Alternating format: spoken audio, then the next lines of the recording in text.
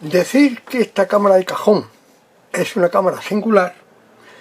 puede en principio resultar una expresión exagerada y hasta pensarse que engañosa. Y realmente de su aspecto cuesta trabajo deducir esa singularidad. De hecho, su aspecto es a menor escala idéntico a la de su hermana menor, la número 2 Brownie especial.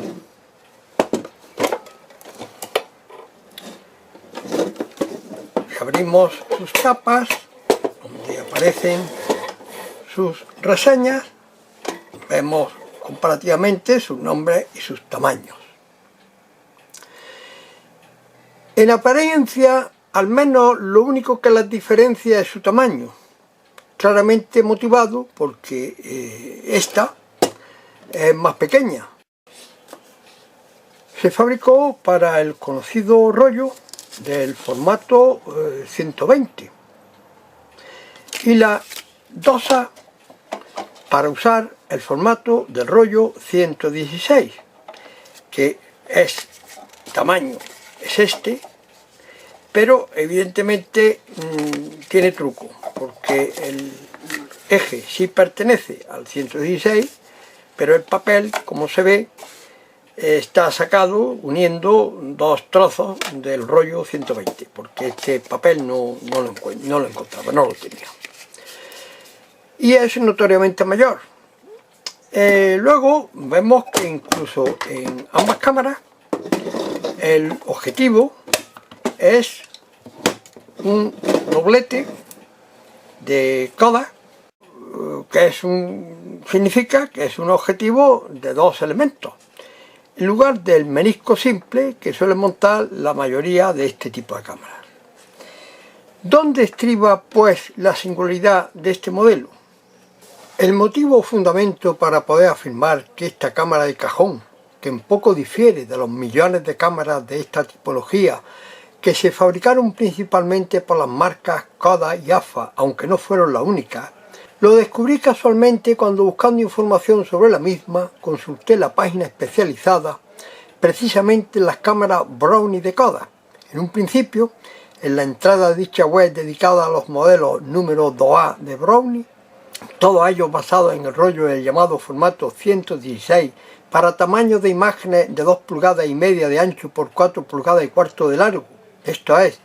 de 6,35 centímetros de ancho por 10,80 centímetros de largo. Pude conocer que dichos modelos estuvieron en producción en los años de 1930 a 1936, fabricándose varios millones de dichos aparatos. Y curioso el comentario que al respecto del tamaño de su formato se hace, pues se dice que esta Brownie extremadamente popular, que utilizó película de formato 116, produjo un negativo grande de tamaño postal, perfecto para la impresión por contacto. Cámaras como la número 2A Brownie ayudaron a dejar fuera del negocio a los fotógrafos de postales de los primeros centros turísticos como Coney Island y Atlantic City. Con el paso del tiempo, el tamaño de la cámara se convirtió en un inconveniente a medida que la impresión por contacto dio paso a la ampliación de negativos de cámaras más pequeñas para las impresiones. Todos los modelos descritos en esta entrada, como vemos en sus especificaciones, tenían como lente un simple menisco, por lo que resulta en principio cuestionable la calidad de las llamadas postales que producían. Precisamente una característica del llamado modelo especial fue montar como objetivo un doblete, esto es, una lente de dos componentes, lo que sin duda debía mejorar la calidad fotográfica de los resultados obtenidos. Pero ¿es eso lo que hace a la cámara número 2A Brownie especial una cámara especialmente singular? La respuesta a dicha cuestión la encontramos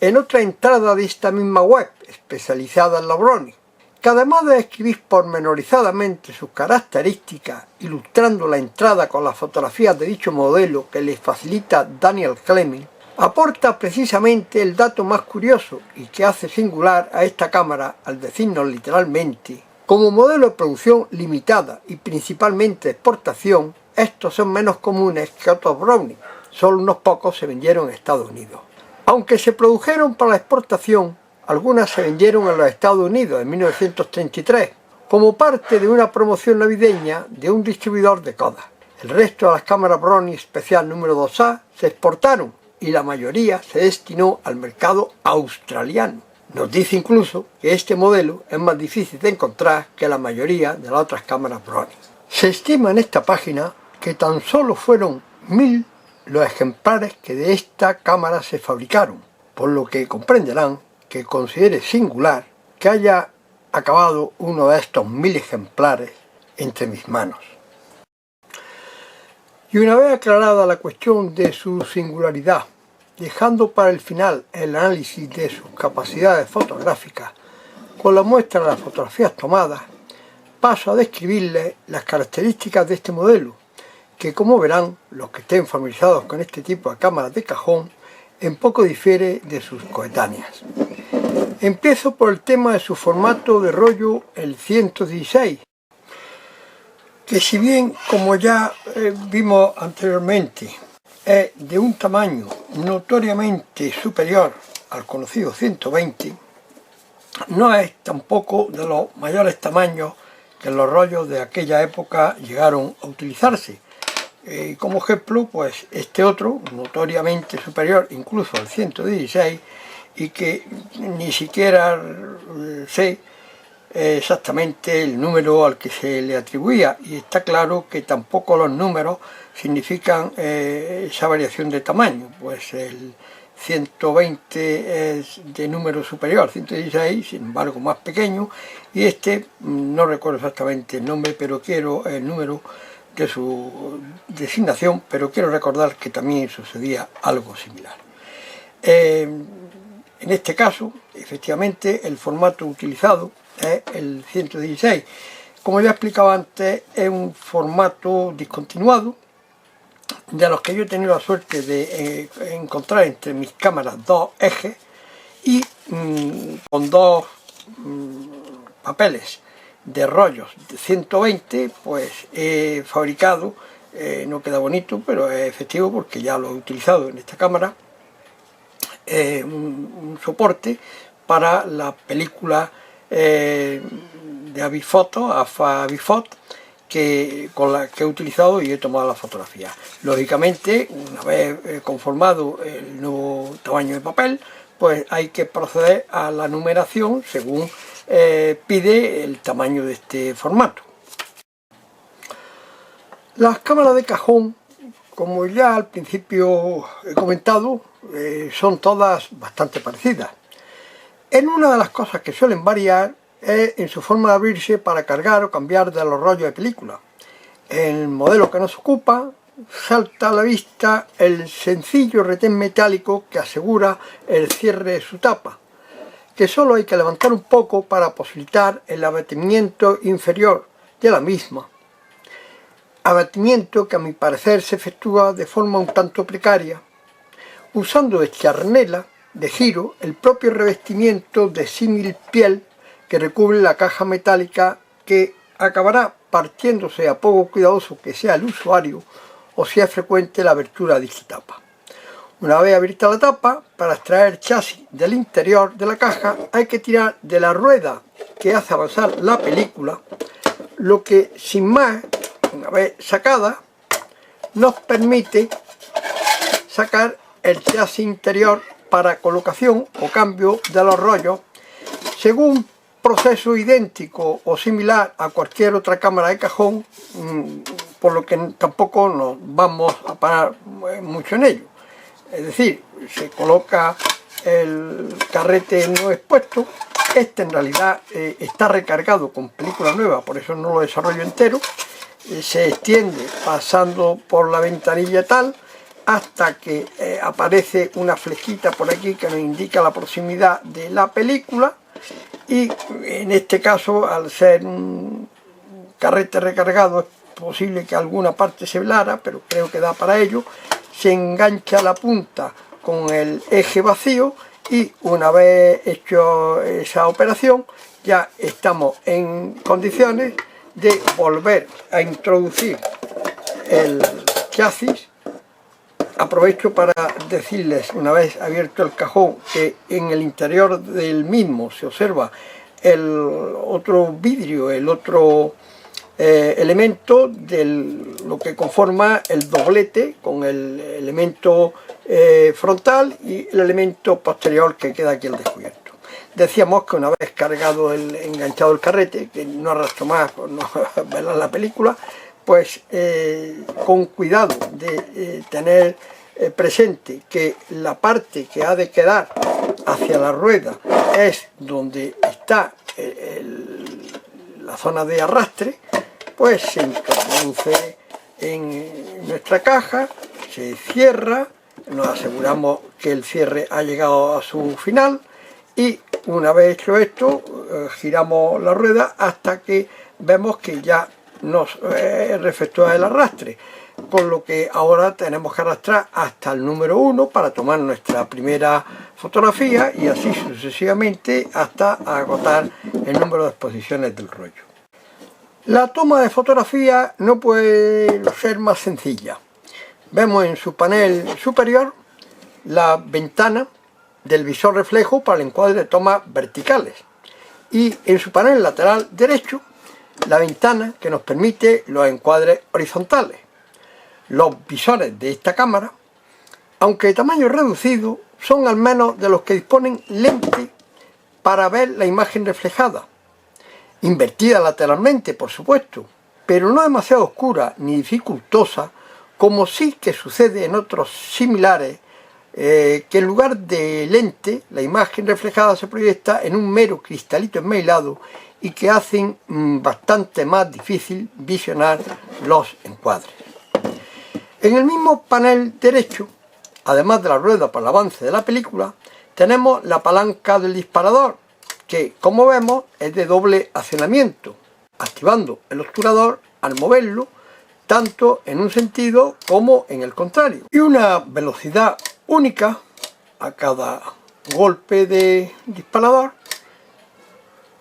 que exactamente no sé cuál es, pero que estimaría en un 50avo de segundo, entre un 50avo y un 30avo de segundo. Y al borde del panel superior vemos dos chapitas. La más estrecha a la izquierda hace que al levantarla el obturador se abra y así se mantenga para conseguir una exposición prolongada por el tiempo que deseemos hasta mover el disparador en sentido contrario, abierto el tiempo que queramos y volvemos a cerrar para acabar la exposición prolongada. La chapita más ancha, mantenemos la posibilidad de tener el obturador abierto y decíamos que la chapita más ancha, centrada al frente de la cámara, si mantenemos abierto el obturador, nos permite comprobar, mantenemos abierto el obturador y nos permite comprobar que su desplazamiento, según vayamos tirando de ella, reduce la abertura efectiva del objetivo, la inicial que tiene, y aquí queda algo reducida y algo más reducida. Es decir, reduce la abertura inicial del objetivo en dos pasos más cerrados.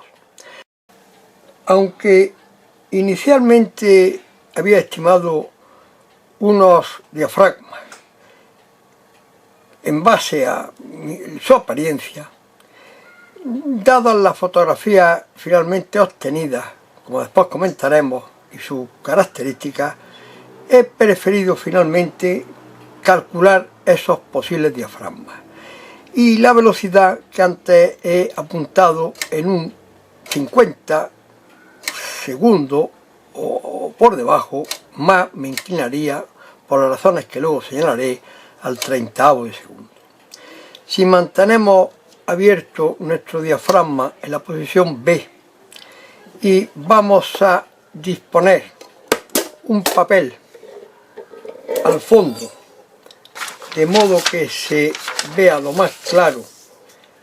el agujero pupilar del objetivo,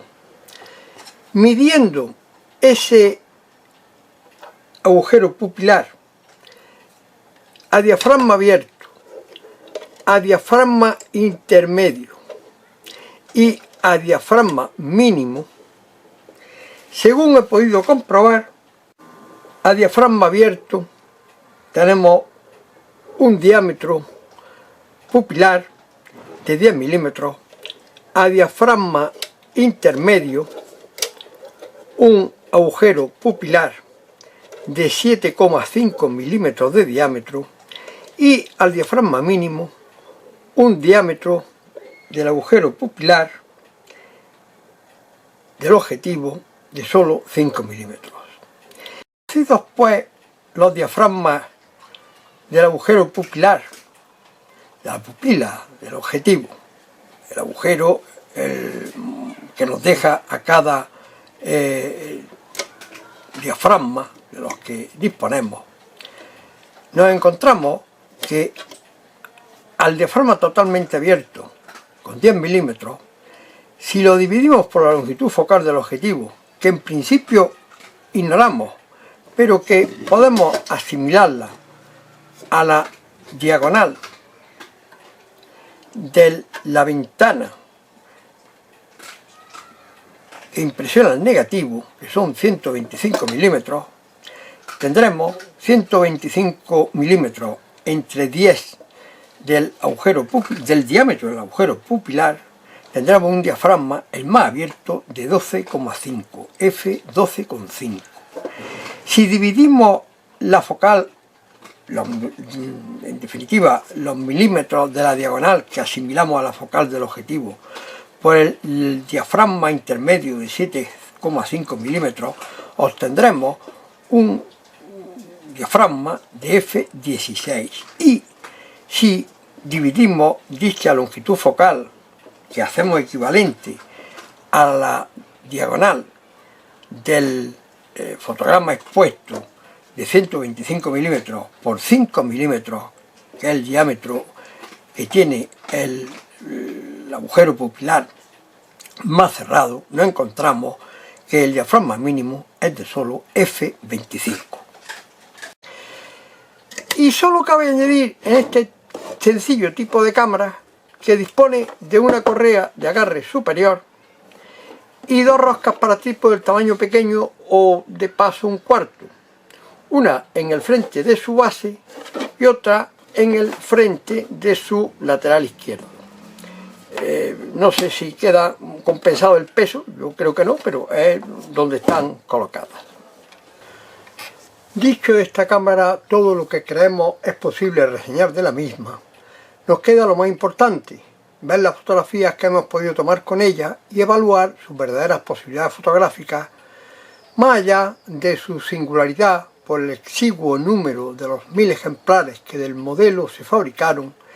y el lejano continente de Australia, en que se nos dice fueron en su mayor parte exportados.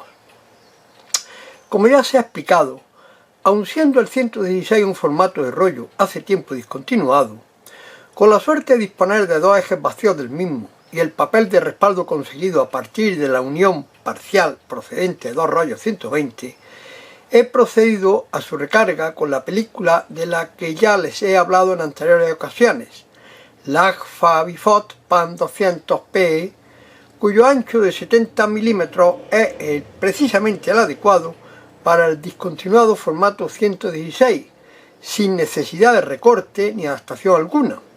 y que además permite la prueba, uso y disfrute de estos antiguos aparatos fotográficos a un coste, como verán, muy económico. Limitado lógicamente por la longitud del rollo 120 y utilizando similar longitud de película que la correspondiente al formato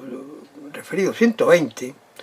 ajustando con la nueva numeración el respaldo una separación mínima entre fotogramas sin que llegue a montarse, vemos que se pueden conseguir hasta 7 fotogramas negativos de unos 6,40 centímetros de ancho por 11,40 centímetros de largo. Negativos, desde luego, cuyo destino natural era la obtención de positivos por contacto, aunque el escaneado digital que vamos a mostrar de los mismos suponga de hecho una ampliación de su tamaño ajena a su natural destino. de la visualización directa de los negativos obtenidos según la composición presentada en pantalla a partir de su observación sobre la caja de luz, ya cabe hacer algunas observaciones. En la primera toma que aquí aparece a izquierda y arriba, queda claro que no basta para tomar fotografía una luz en sombra de las primeras horas del día, al menos con sensibilidades como la de la película utilizada entre los 125 y los 150 ISO, aun con el diafragma más abierto que ya hemos determinado en un f12,5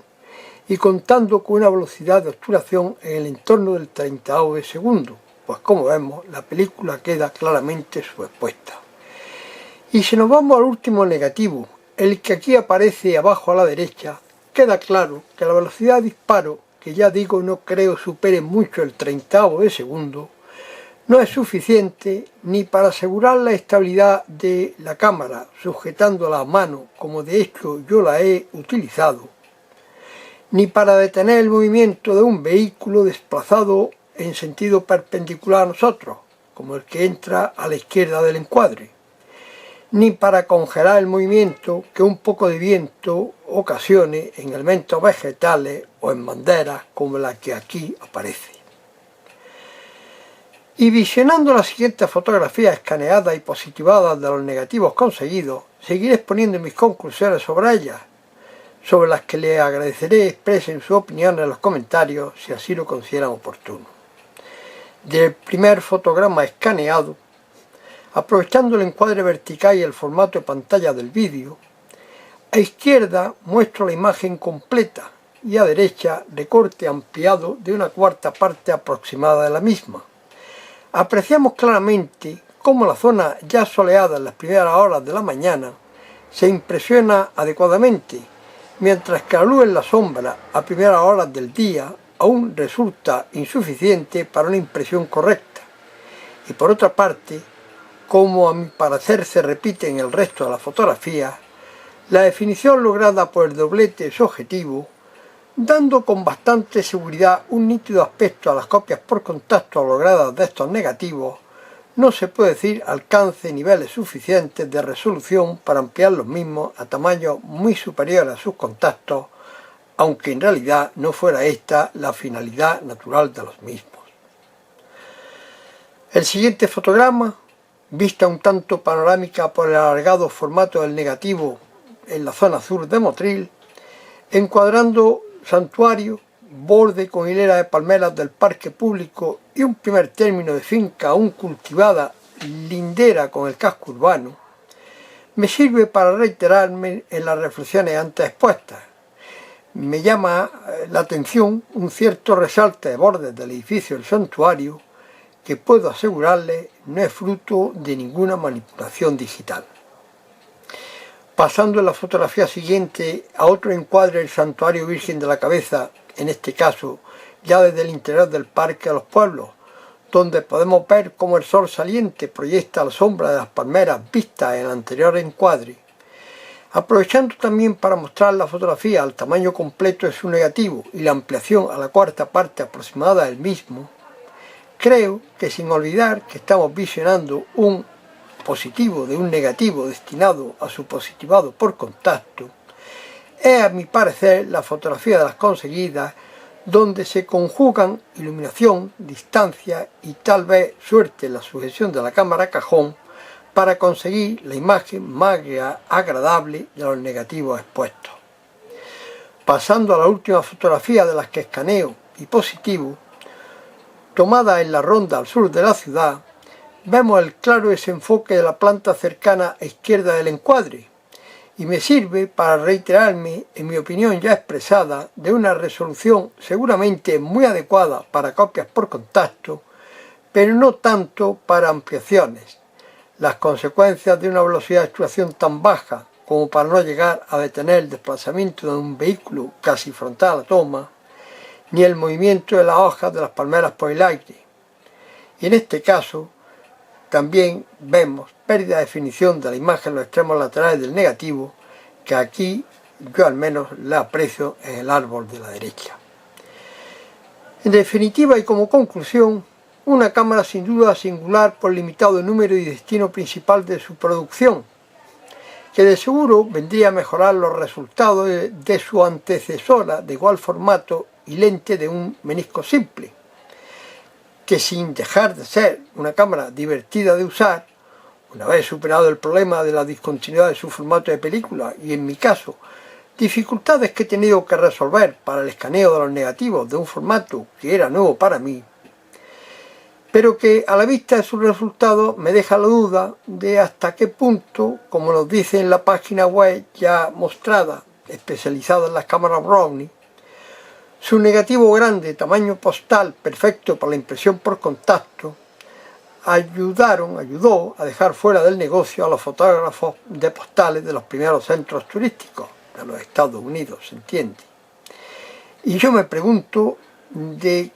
tan poca calidad eran aquellas postales que se dicen realizadas por esos llamados fotógrafos de postales.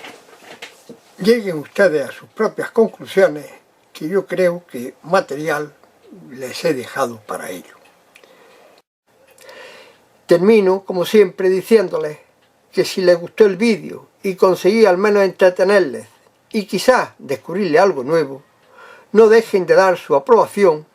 y suscribirse a mi canal. Canal Maerjos, lista de reproducción, cámaras de ayer, fotos de siempre. Muchas gracias.